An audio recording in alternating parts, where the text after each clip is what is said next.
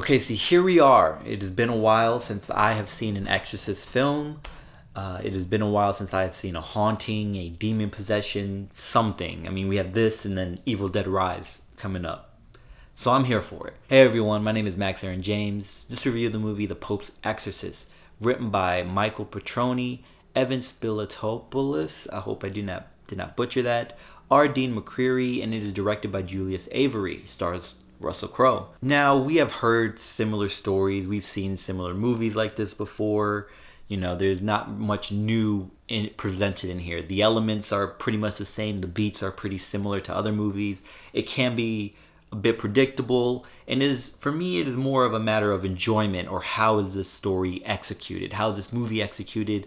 Are the performances good? Is the directing good? Cinematography well done? And does it avoid being too corny or campy when it is trying to be serious, or does it commit to the theme that it is presenting to us through the story? You have a child possession, a family that is dealing with the haunting of this or this possession, and having to contact a priest, having to try to get rid of the demon, figuring out a way to get rid of the demon, trying to find out the history of this specified demon, and going from there. Still, it has been a while since I've seen a movie like this. I still enjoy watching these movies, and it is a good palate cleanser compared to a lot of the other movies we've seen this year.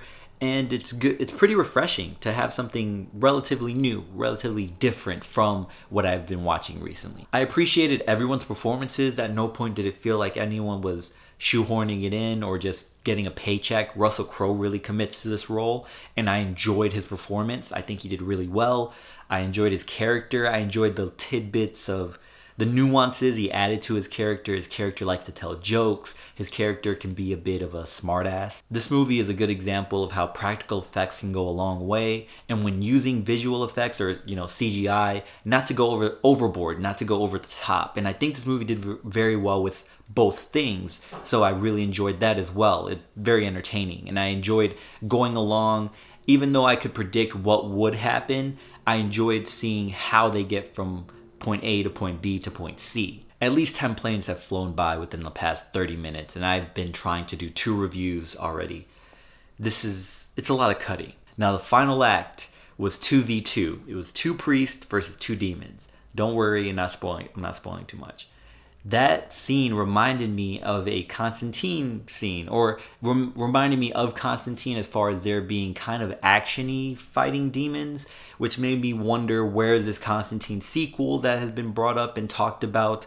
I'm ready for it. Again, Russell Crowe's character as the Pope's Exorcist is funny, so there are some quips here and there, but it is not overdone. It is done just well, and there was one scene that I thought the joke was placed very well because it was corny. It was a dry, corny joke. I could see some people in the audience not laughing at it, but I laughed because it was a bad joke intentionally told badly. I'm happy with the movie. It did not overstay its welcome.